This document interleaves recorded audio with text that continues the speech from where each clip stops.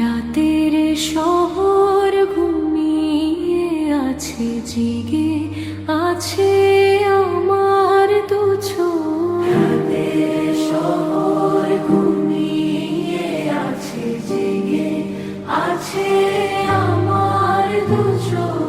আমার কলম ফিরে তাকায়, ফেলে আসা স্মৃতির পানে। রাতের শহর ঘুমিয়ে আছে, জেগে আছে আমার দু চোখ। রাতের শহর ঘুমিয়ে আছে, জেগে আছে আমার দু চোখ। চলার পথে সঙ্গী যারা পথের বাঁকে এসেছিল, হারিয়ে গেছে আকাশ পথে আলোক বর্ষ দূরের তারা। রাতের শহর ঘুমিয়ে আছে, জেগে আছে আমার দু চোখ। রাতের শহর ঘুমিয়ে আছে, জেগে আছে আমার দু চোখ। রাতের শহর। আমি অনুরাধা। শৈশবে বড়রা আমাকে অনু বলে ডাকত। আমার বয়স বাড়ার প্রতিটি বাঁকে রয়েছে ক্লাইম্যাক্স। আজ ৬৩-তে পৌঁছে ফেলে আসা মেয়েবেলার দিকে একবার ফিরে তাকাতে ইচ্ছে হলো।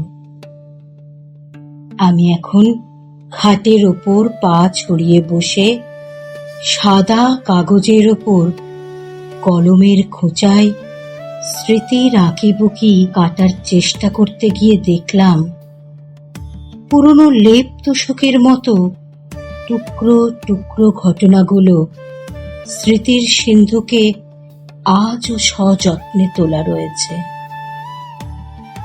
সেটা এই কারণে নয় যে আমি জ্ঞান হবার আগেই আমার মাকে হারিয়েছি বলে, বরং বলা যেতে পারে আমার জন্ম এক গোঁড়া ব্রাহ্মণ পরিবারে হয়েছিল বলে।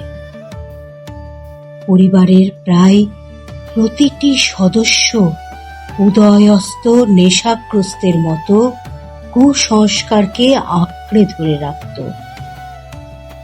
পূজার্চনার মধ্যে কোনো অন্যায় নেই, কিন্তু সেটা বাড়াবাড়ির পর্যায়ে চলে গেলে মানুষ তার স্বাভাবিক বাস্তববোধ থেকে ক্রমশ দূরে সরে যায়। নিজের মধ্যে বিজ্ঞান চেতনার পরিবর্তে নানা ধরনের কুসংস্কারকে আশ্রয় দেয়। ফলে বাস্তব জীবন দর্শনের সকল প্রয়োজনীয় উপকরণ দূরে সরিয়ে রেখে ধূপ ধুনো, ফুলমালা আর দুর্বোধ্য মন্ত্রচরণের ঘেরাটোপে নিজেকে বন্দী করে ফেলে। তাদের ধোঁয়া ধোঁয়া জগতের মধ্যে গোটা দুনিয়াকেই ঢুকিয়ে ফেলতে চায়। আমি কারোর বিশ্বাসকে আঘাত করতে চাইছি না, কিন্তু সেটা জোর করে অন্যের ঘাড়ে চাপিয়ে দেওয়ায় আমার ঘোরতর আপত্তি। যে বয়সে আমার স্কুলে যাবার কথা, সেই বয়সে আমাকে পূজার্চনার নানা রকম বিধি শেখানো হচ্ছিল, আর এসবের পুরোধায় যিনি ছিলেন তিনি পরিবারের অগ্রগণ্য আমার ঠাকুরদা বাঞ্ছারাম ভট্টাচার্য। পরিবারে তাঁর আদেশই শিরোধার্য। শুধু আমার বাবা ছিল এর ব্যতিক্রম। সম্ভবত আমার মায়ের সংস্পর্শে থাকার ফলে তার মধ্যেও প্রতিবাদী চরিত্রের উপাদানগুলো শক্তিশালী হয়ে উঠেছিল। একটা গোঁড়া ব্রাহ্মণ পরিবারের মেয়ে স্কুলে গিয়ে পড়াশোনা শিখবে এটা কখনোই আমার পরিবার ভাবতে পারেনি। আমার বাবার পক্ষে সেই প্রথা ভাঙা সহজ কাজ ছিল না। কিন্তু আমার শৈশবের 10টা বছর নিরক্ষরতায় কাটিয়ে যখন বয়ঃসন্ধিক্ষণে পৌঁছে আমি রজস্বলা হলাম, তখন আমার বাবার চেতনা ঘুমন্ত আগ্নেয়গিরির মতো জেগে উঠল। তার হয়তো মনে হয়েছিল এ প্রথাকে যেভাবেই হোক ভাঙতে হবে। তাই একদিন তিনি আমার ঠাকুরদার মুখোমুখি দাঁড়ালেন।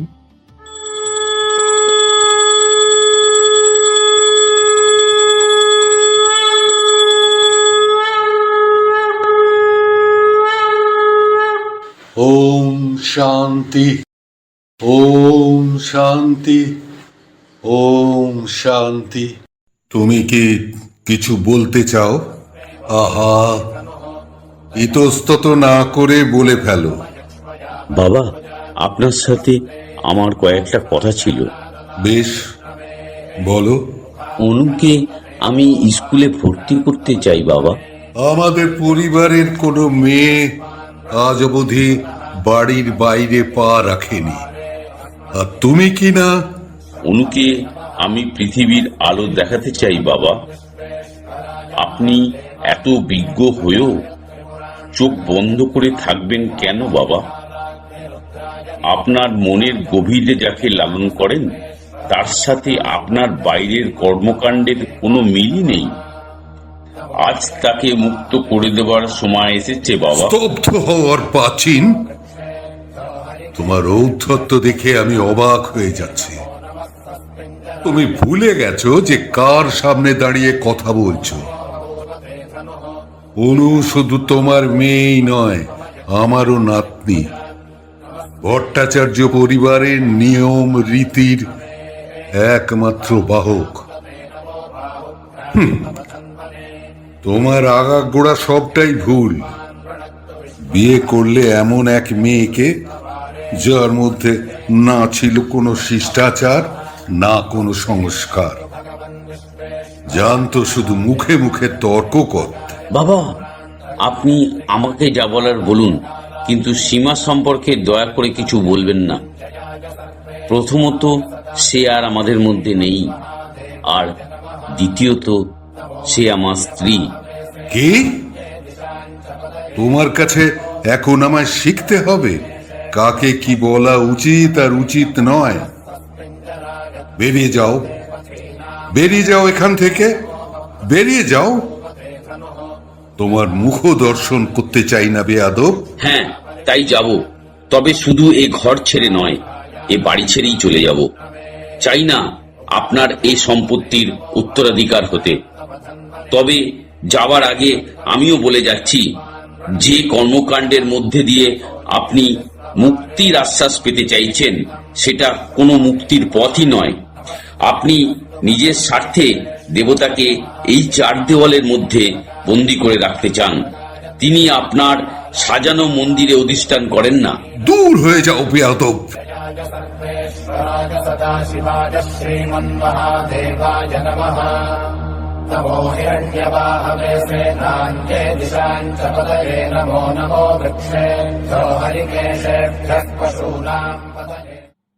বাবার সেদিনকার নেওয়া সিদ্ধান্তে সব থেকে খুশি আমি হয়েছিলাম। সেদিন আমি বাবার মধ্যে এক অন্য বাবাকে যেন খুঁজে পেয়েছিলাম। দেখেছিলাম সেদিন বলিষ্ঠ যুক্তি দিয়ে কিভাবে তিনি ঠাকুরদার মুখের কথা কেড়ে নিয়েছিলেন।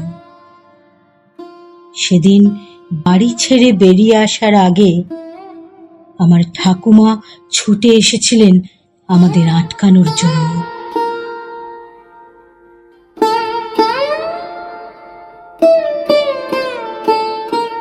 বাবা, তুই কোথায় যাবি? এবারই তোর বাবার উপর রাগ করে কি বাড়ি ছেড়ে চলে যেতে হয়? বাবা, তুই চলে গেলে আমি কি নিয়ে থাকবো? বাবা, আমি তোমাকে ছেড়ে যাচ্ছি না মা। আমি শুধু এই বাড়িটা ছাড়ছি, যত দূরেই যাই না কেন সারাক্ষণ তোমাদের সাথে যোগাযোগ রেখে যাব। এখন আমাকে বাধা দিও না মা। আমার একমাত্র মা হারা মেয়েকে মানুষের মতো মানুষ করতে হবে। তোমাদের এই গড্ডালিকা প্রবাহে আমি ওকে ভাসিয়ে দিতে পারবো না মা। ঠিক আছে, আমি তোকে আর আটকাবো না বাবা। সময় করে আসবি তো? নিশ্চয়ই আসবো মা, একদম চিন্তা করো না।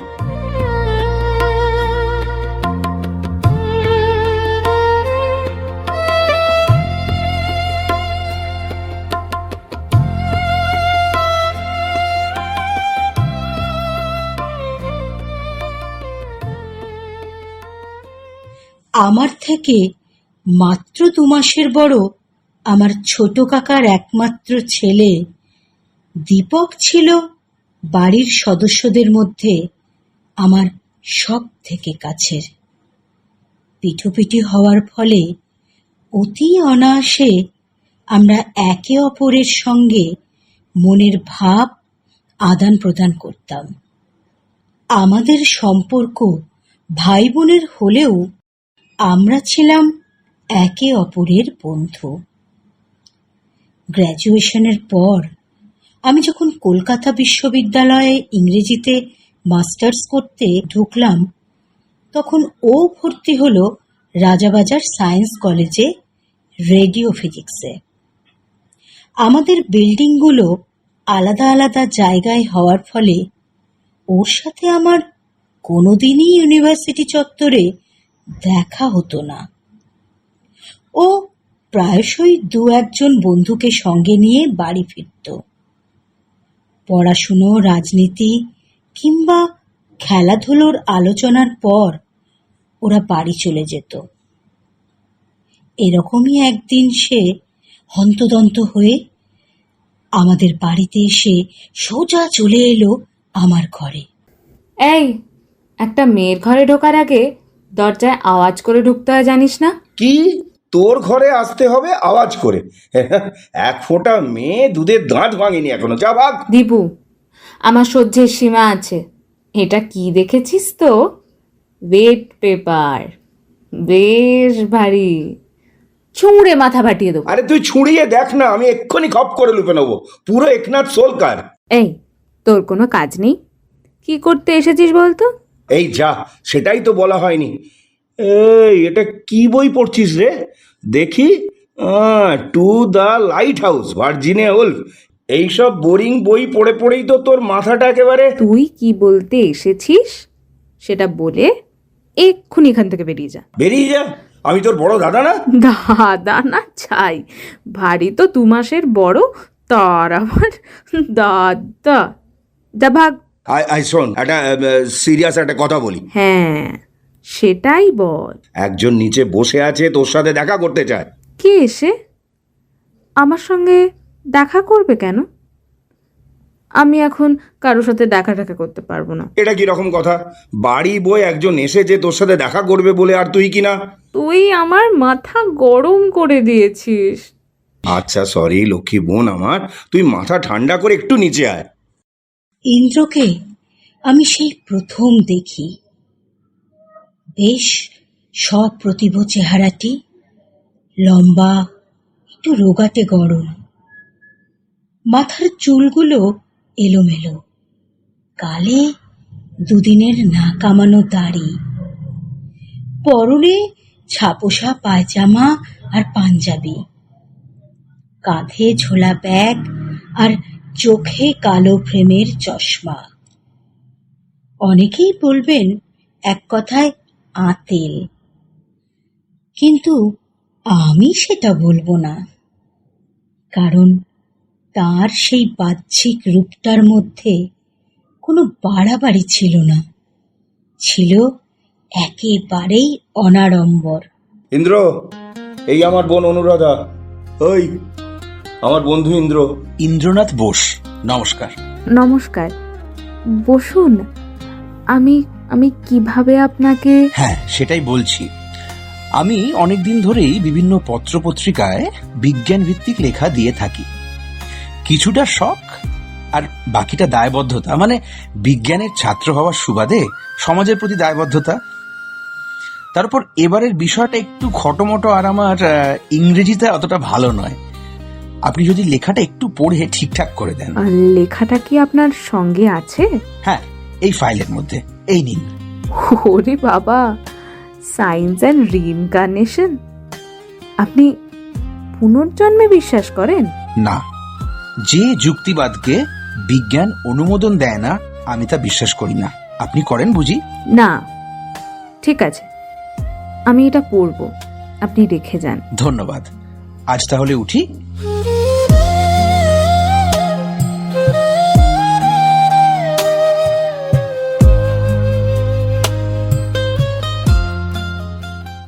এখনো বেশ মনে পড়ে ইউনিভার্সিটির দিনগুলোর কথা।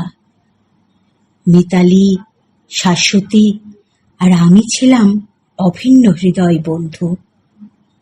শাশ্বতী ছিল একটু লাজুক প্রকৃতির, আর মিতালি বকবকং পায়রা। সেদিন ছিল আমাদের রিইউনিয়ন।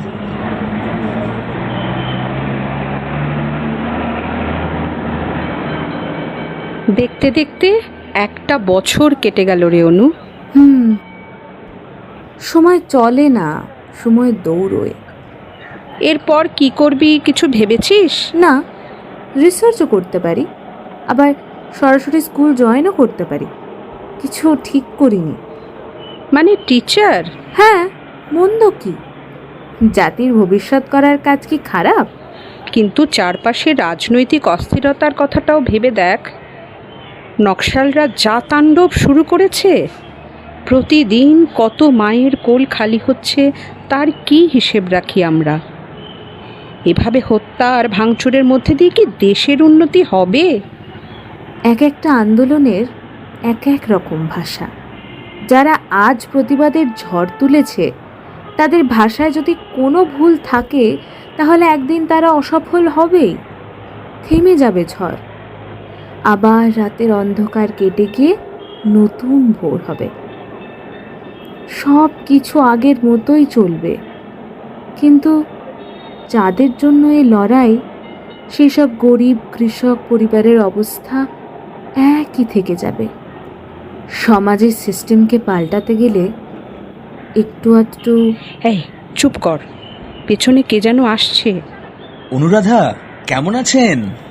আরে আপনি এখানে? কারণ আমিও এই ইউনিভার্সিটিরই একজন ছাত্র, যদিও আমাদের ফ্যাকাল্টি আলাদা জায়গায়। সরি, আমি একদম ভুলে গিয়েছিলাম। আর আপনার লেখাটা পড়েছি। সেদিনকে আপনাকে দেখে মনে হয়নি যে আপনি এতটা সাহসী। আপনার কি মনে হয় এই লেখাটা মানুষের মন থেকে সব ভ্রান্ত বিশ্বাস মুছে ফেলতে পারবে? মুছে ফেলতে পারুক না পারুক, নাড়িয়ে দিতে তো পারবে। এর শিকড় অনেক গভীরে চলে গেছে। শিকড় শুদ্ধ গোটা গাছটাকে তুলে ফেলতে একটা লেখা অবশ্যই যথেষ্ট নয়। সবার আগে মানুষের মধ্যে বিজ্ঞান চেতনা জাগানো প্রয়োজন। তাহলে বলি, আপনার লেখাটা পড়ে আমি অভিভূত। এত সাহসী লেখা আমি এই প্রথমবার পড়লাম। ব্রিলিয়েন্ট, চালিয়ে যান। আমি দীপকের হাত দিয়ে লেখাটা পাঠিয়ে দেব। অনেক ধন্যবাদ আপনাকে। শুধু ধন্যবাদে হবে না, ওর সাথে এক কাপ কফিও চাই। নিশ্চয়ই, চলুন তাহলে। না না, আজ নয়, অন্য আরেকদিন। আচ্ছা ঠিক আছে, আমি যাই। দেখি দীপক কোথায় গেল। আচ্ছা। কে রে ছেলেটা? দীপকের বন্ধু, রাজাবাজার সায়েন্স কলেজে পড়ে। জানিস, ওর দৃষ্টিতে অদ্ভুত একটা সারল্য আছে। ওর চোখের দিকে তাকালে খুব সহজেই ওর মনটা পড়ে ফেলা যায়। শুধুই সারল্য না অন্য কিছু? তুই আবার শুরু করলি। সবাইকে প্রেমিক হতে হবে কেন? বন্ধু হতে পারে না? ওর মধ্যে ভালো বন্ধু হওয়ার সব গুণ আছে।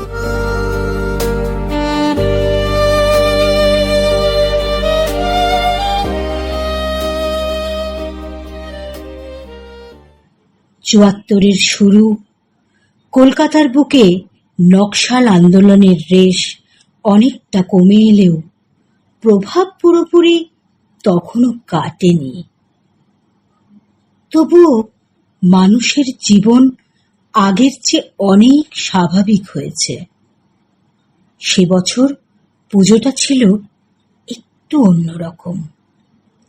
গত কয়েকটা বছর মানুষ যা যা পারেনি, সেবার পুজোয় মানুষ সেগুলো পূরণ করার জন্য যেন মরিয়া হয়ে উঠেছিল। এই দেদার আনন্দ উদ্দীপনার মধ্যে দীপককে সঙ্গে নিয়ে আমাদের বাড়িতে হঠাৎ একদিন ইন্দ্রের আবির্ভাব।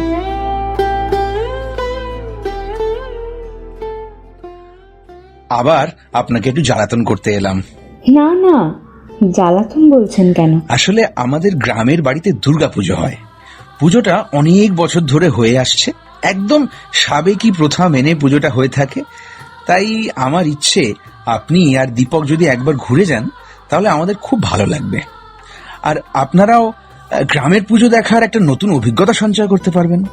ঠিক আছে, একটু ভেবে নিয়ে আপনাকে জানাই। আচ্ছা ঠিক আছে, আমি তাহলে আজ উঠি। সে কি, একটু চা অন্তত। না, আজ থাক, একটু তাড়াহুড়ো আছে। বিকেলে ট্রেনেই আমি বাড়ি যাব, তাই একটু গোছগাছ করে নিতে হবে। আপনারা কিন্তু আসছেনই, আমি কিন্তু না শুনবো না।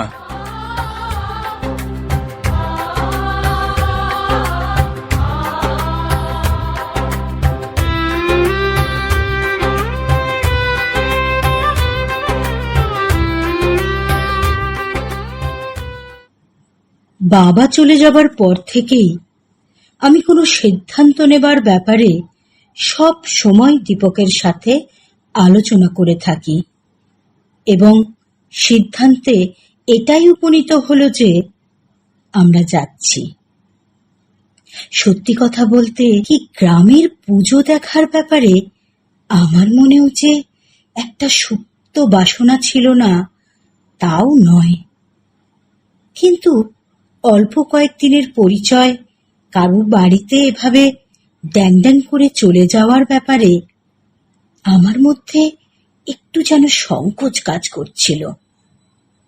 ওই যে বললাম, 70-এর দশকের মেয়েবেলাটা এখনকার মতো ছিল না। প্রতিটি পদক্ষেপ ফেলার আগে ভাবতে হতো আমার দিকে কতটা সমালোচনার ঝড় আসতে পারে। তাই মনের মধ্যে সংকোচটাকে অনেক বুঝিয়ে সুঝিয়ে একদিন আমি আর দীপক বর্ধমানের ট্রেনে উঠে পড়লাম। এটা মানতেই হবে, ওখানে না গেলে আমার জীবনের একটা অধ্যায় হয়তো অজানাই থেকে যেত। একটা দুর্গাপুজোর যে এরকম অনাড়ম্বর রূপ হতে পারে সেটা আমার ধারণার বাইরে ছিল।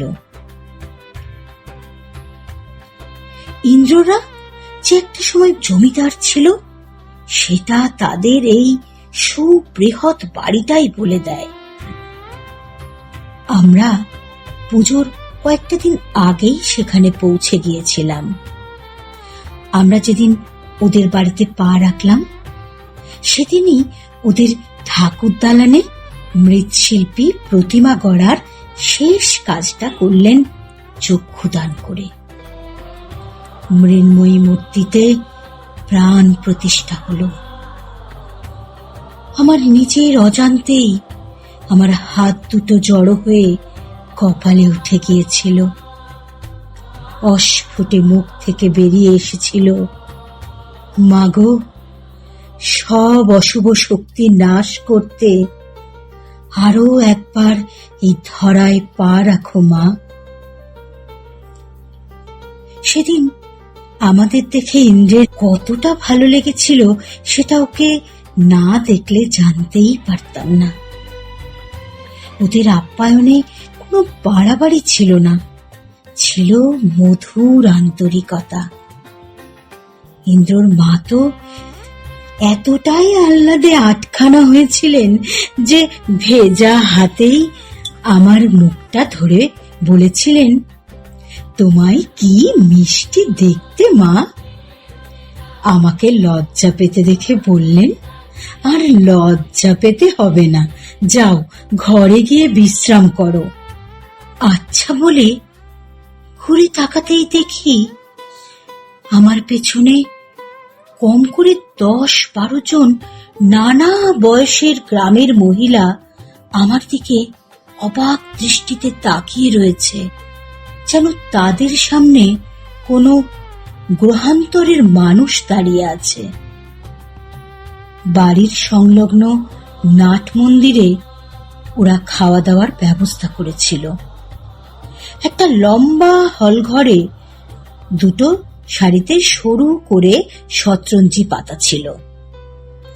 আমি একদম কোণের দিকে একটা জায়গা বেছে নিয়ে সেখানে বসলাম, আর আমার পাশে এসে বসলো ইন্দ্রর বোন রঞ্জনা। রঞ্জনা আমার চেয়ে বছর 5 ছোট, কিন্তু হাবে ভাবে ছিল একদম পাকা বুড়ি। ঠিক সেই সময় হঠাৎ পাশ থেকে একটা পুরুষ কণ্ঠ শুনে চমকে তাকালাম।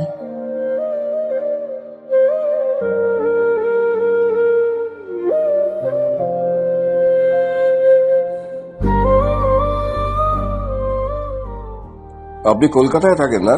ও তুমি? উনি সঞ্জুদা, আমার মামাতো দাদা। থাম, বাকিটা আমি বলছি। আমি সঞ্জীব দত্ত, অটোমোবাইল ইঞ্জিনিয়ার। একটা অটোমোবাইল কোম্পানিতে ছোটখাটো একটা চাকরি করার সুবাদে ইন্দোরে পোস্টেড। আপনি তো পুরো বায়োডেটা বলে দিলেন। আমার হাতে কিন্তু আপনার জন্য ওর থেকে ভালো কোনো চাকরির অফার নেই। সে না থাক, আমি এরকমই, কোনো কিছু রেখে টেকে বলতে শিখিনি। সে যাই হোক, আপনি যে কলকাতায় থাকেন সেটা আপনার আদব কায়দাই বলে দিচ্ছে। কি করে বুঝলেন? আমি তো আপনার মতো নিজেকে এত মেলে ধরতে জানি না, বরং শামুকের মতো নিজেকে কিছুটা গুটিয়ে রাখার চেষ্টা করি। তাও বুঝে ফেললেন? তাহলে আপনার অনুধাবন শক্তির প্রশংসাই করতে হয়। আমার নাম অনুরাধা, কলকাতায় থাকি, মানিকতলার কাছে। ক্যালকাটা ইউনিভার্সিটি থেকে ইংরেজিতে মাস্টার্স করছি। তার মানে নিজেকে জাতির ভবিষ্যৎ গড়ার কাজে নিবেদন করতে চান। ব্যাপারটা থ্রিল কম থাকলেও স্পিরিচুয়ালিটি আছে। বিকেলে ফাঁকা আছেন? মানে? না, তাহলে গ্রামটা একটু ঘুরে আসা যেত আর কি। আমি অনুদিকে ঘুরিয়ে দেবো। তুই ঘুরিয়ে সব দেখাবি যে নাকি শুকনো টাকায় আচার খায়। জানেন, গত বছর দিনের আলো পুকুরে পড়ে গিয়েছিল, সে আবার নাকি ঘুরিয়ে দেখাবে। সঞ্জুদা, ভালো হচ্ছে না কিন্তু। ধুর, আমি আর খাবো না। রঞ্জনা, এভাবে ভাত ফেলে উঠে যেতে নেই। উফ, দিলেন তো আপনি ওকে রাগিয়ে। ওকে দিয়ে আপনি ভাববেন না, ও রাগ ভাঙাতে 5 মিনিটেরও বেশি সময় লাগবে না। এবার বলুন, বিকেলে গ্রামটা দেখতে যাবেন? এতই যখন শখ, তখন আপনি বরং অটোমোবাইল ইঞ্জিনিয়ারের চাকরিটা ছেড়ে গাইড হয়ে যান। আরে না, আপনি এটা মন্দ বলেননি তো? না বলে থাকতে পারছি না। আপনি সত্যি খুব ফাজিল।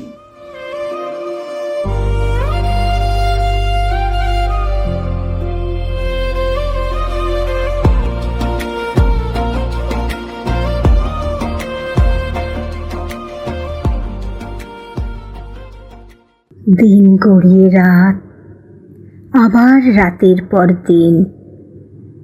চলমান জীবনের ক্যানভাসে আশ্বিনের আকাশ আর মাঠ ভর্তি কাশফুল যেন প্রকৃতি আর কল্পনার মেলবন্ধন। ঢাকের আওয়াজে সপ্তমীর সকালে আমার ঘুম ভাঙলে আমি সোজা চলে যাই ওদের ছাদে। ছাদটা বেশ বড়, তাই প্রকৃতির ক্যানভাসও বড়। ইচ্ছে মতো কল্পনার রং তুলি দিয়ে অনেক কিছু আঁকা যায়। এই যেমন আকাশের গাঢ় নীল রং, তার উপর ভেলার মতো ভেসে চলেছে সাদা টুকরো টুকরো মেঘ, কিংবা গ্রামের মেঠো পথ দিয়ে চলেছে একটা গরুর গাড়ি, আর তার ছোঁয়ের নিচে বসা গ্রাম্য রমণী। আর তার কোলে ঘুমন্ত শিশু। শহর কলকাতার বুকে এসব কল্পনা করাই অসম্ভব। তাই মনে মনে ইন্দ্রকে ধন্যবাদ না জানিয়ে পারলাম না। নিচে তখন কলা বইয়ের স্নানযাত্রার প্রস্তুতি চলছিল। আমি নিচে নেমে আসতেই দেখি ছেলেরা সবাই ধুতি আর গেঞ্জিতে, আর মেয়েরা লাল পাড় সাদা শাড়িতে সেজে রয়েছে। আমাকে দেখে সঞ্জীব এগিয়ে এসে জিজ্ঞেস করলো, কি যাবেন নাকি? গেলে আপনার অভিজ্ঞতার ঝুলিতে আর একটা পালক যোগ হতে পারে।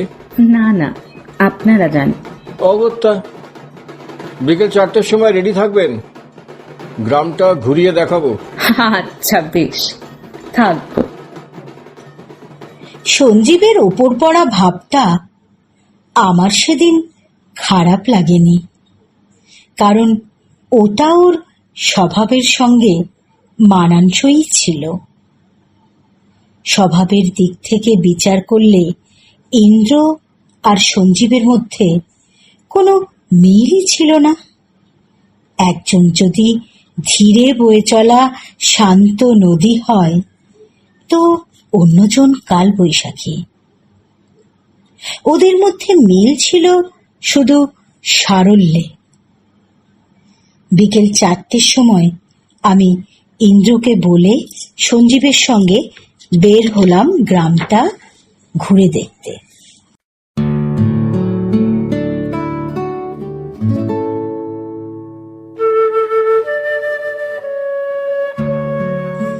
আশ্বিনের বিকেল, পশ্চিমে ঢলে পড়া রোদ গায়ে মেখে আমি আর সঞ্জীব পাশাপাশি হাঁটছিলাম গ্রামের মিঠো পথ ধরে।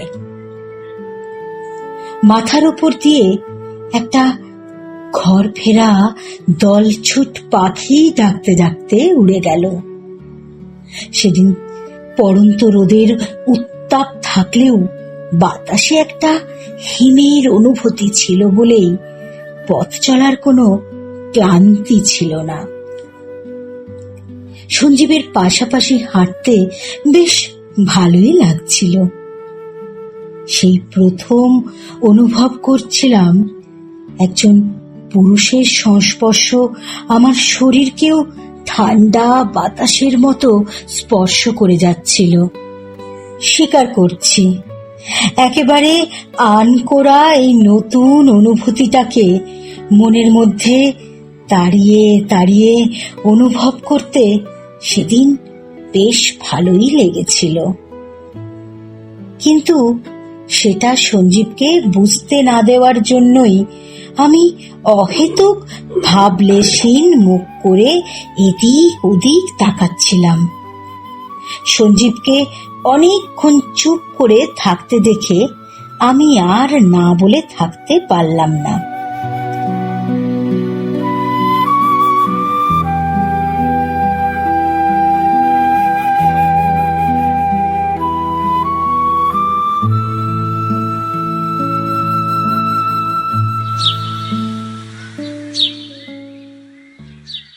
আপনি তো রেকর্ড ব্রেক করলেন। কিরকম? এই যে এতক্ষণ কোনো কথা না বলে থাকা। ও তাই বলুন, অসাধারণ। কি? দাঁড়ান দাঁড়ান দাঁড়ান, আগে ক্যামেরাটা বের করতে দিন। ক্যামেরা? বলবো বলবো, আপনি নড়বেন না প্লিজ। ঠিক যেভাবে আছেন ওভাবেই থাকুন। যাক বাবা, ধরে ফেলেছি। কি আবার ধরে ফেললেন? আপনাকে। মানে? আরে হ্যাঁ, আপনার মুখের প্রোফাইল, ঢলে পড়া সূর্যের আলো আপনার গালের উপর পড়ায় কি যে এক অসাধারণ মুহূর্ত তৈরি হয়েছিল, সেটা বোঝাবার মতো ভাষা আমার জানা নেই। আর সেটাকে যদি ক্যামেরাবন্দি না করি, তাহলে সঙ্গে ক্যামেরাটা থাকার দরকার কি? ছবিটা যখন ডেভেলপ করে আপনাকে দেব, তখন এর মূল্যটা আপনি বুঝতে পারবেন। তা বেশ, কিন্তু আপনি আমার অনুমতি ছাড়া ছবি তুললেন কেন? আচ্ছা, আপনি না কলকাতায় থাকেন? শহরের মেয়ে হয়ে এত প্রেজুডিয়াস কেন? একটু লিবারাল তো হতে পারেন। একটা ছবি তো তুললাম। আরে মশাই, আপনি তো সিরিয়াস হয়ে গেলেন। আপনি কি ভাবেন আপনি সবার সঙ্গে মজা করতে পারেন, কিন্তু আপনার সাথে কেউ মজা করতে পারবে না? ওহো, আপনি আমার সঙ্গে মজা করলেন? তাই বলুন। আমি ভাবলাম আপনি বোধহয় আমার স্বভাব সম্পর্কে ভুল ধারণা করে আমাকে চিরতরে নির্বাসনে পাঠালেন। মানে আমার সঙ্গে কথা বলাই বন্ধ করে দেবেন, আমাকে এড়িয়ে যাবেন। আমি লিটারেচারের ছাত্রী। এত তাড়াতাড়ি কারোর চরিত্র বিশ্লেষণ করা আমার স্বভাব নয়। একটু রেখে ঢেকে করাটাই ভালো, তাই না? তবুও যেটুকু বুঝলেন তাতে আমি কি বন্ধু হিসেবে গ্রহণযোগ্য? এই রে, আকাশের দিকে তাকিয়ে দেখুন, এক্ষুনি বৃষ্টি শুরু হবে। চলুন চলুন, তাড়াতাড়ি চলুন, তা না হলে ভিজে একসা হয়ে যেতে হবে। চলুন চলুন, ওই বড় গাছটার তলায় গিয়ে দাঁড়াই।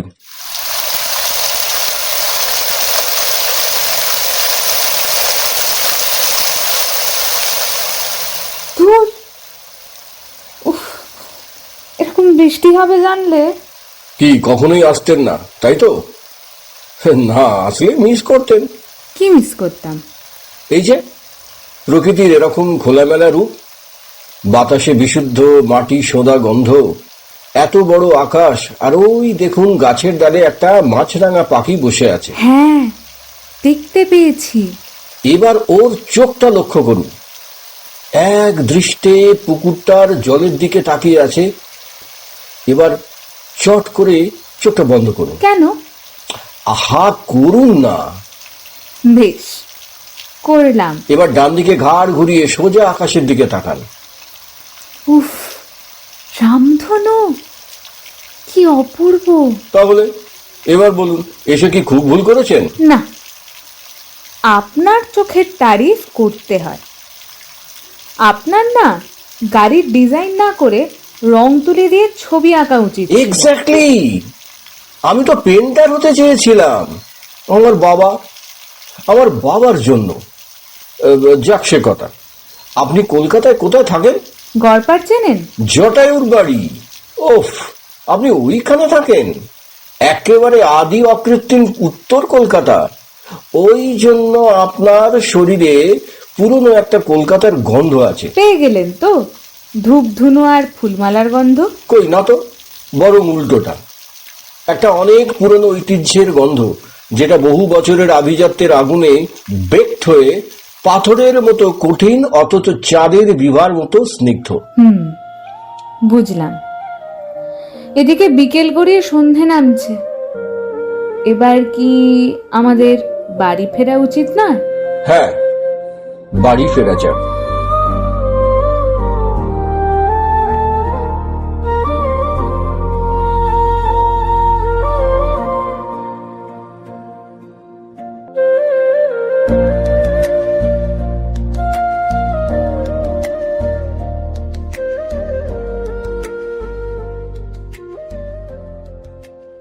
সঞ্জীবকে দেখার পর থেকেই একটু একটু করে যেন আমি আমার মধ্যে এক অচেনা আমিকে আবিষ্কার করতে শুরু করেছিলাম।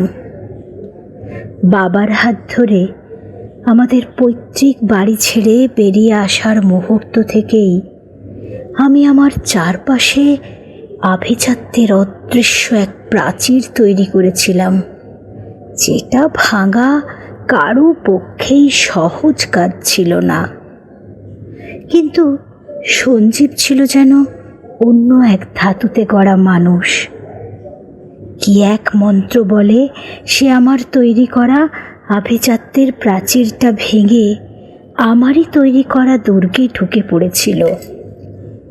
টের পেলাম আমার মধ্যেও সঞ্জীবের প্রতি একটা ভালো লাগা কাজ করতে শুরু করেছে।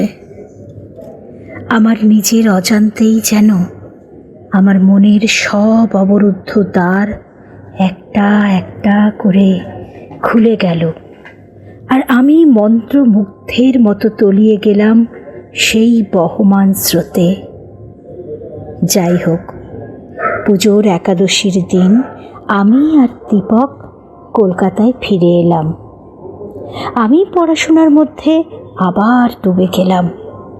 আমার মন থেকে উৎসবের রেশ তখন অনেকটা হালকা হয়ে গেলেও কারোর অদৃশ্য অস্তিত্ব তখনও যেন অশরীরীর মতো আমার মনের চারপাশে ঘুরে বেড়াচ্ছিল। বুঝলাম আমার মনের গভীর অসুখ হয়েছে। এ সহজে সারবার নয়। আমার নিজের অবস্থা দেখে নিজেরই হাসি পেত। প্রায় আয়নার সামনে দাঁড়িয়ে নিজেকে জিজ্ঞেস করতাম, অনু, তুমি কি কারো প্রেমে পড়েছ? আমার মেয়েবেলায় এটাই ছিল আমার নিজের কাছে প্রথম চমক। সেই বছর নভেম্বরের গোড়ার দিকে একদিন সকালবেলায় আমার ঘরের টেলিফোনটা বেজে উঠল।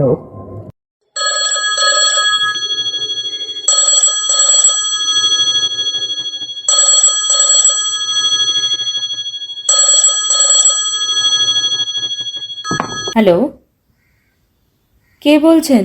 হ্যালো অনু, আমি সঞ্জীব ইন্দোর থেকে ফোন করছি। চিনতে পারছো? ও ও হ্যাঁ, সঞ্জীব বাবু। আবার বাবু কেন? বাবু শুনলে মনে হয় যেন আমার প্রদত্ত প্রাপ্তি ঘটেছে। তার মানে তুমি আমাকে এখনো বন্ধু হিসেবে মেনে নিতে পারোনি, তাই না? আপনি কেন ফোন করেছেন বললেন না তো? অনু, আমি আকাশে উঠতে চাই। আপনি কি রাইট ব্রাদার্সের মতো হতে চাইছেন?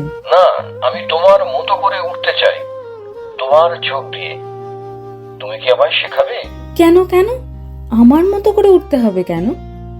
আর তাছাড়া ওটা তো আপনার ভালো করে জানা উচিত, কারণ আপনি তো পেন্টার হতে চেয়েছিলেন। চেয়েছিলাম, কিন্তু হতে আর পারলাম কই। কিন্তু আমি আপনার মতো মনের ক্যানভাসে এত সুন্দর করে ছবি আঁকতে যে পারি না। প্রয়োজন নেই, তুমি শুধু তোমার দৃষ্টির রং ছুড়ে দাও মনের ক্যানভাসের উপর, দেখবে আপনা থেকেই ছবি তৈরি হয়ে যাচ্ছে। কারণ তোমার চোখে সেদিন আমি এক নির্মল আনন্দের রামধনু দেখেছিলাম। এটা কিন্তু ট্রাঙ্ক কল, টাকার অঙ্কটা ক্রমশ বাড়ছে। অসুবিধা নেই, এখনো 2 মিনিট সময় আছে, চালিয়ে যাও। না থাক, আজ আর নয়।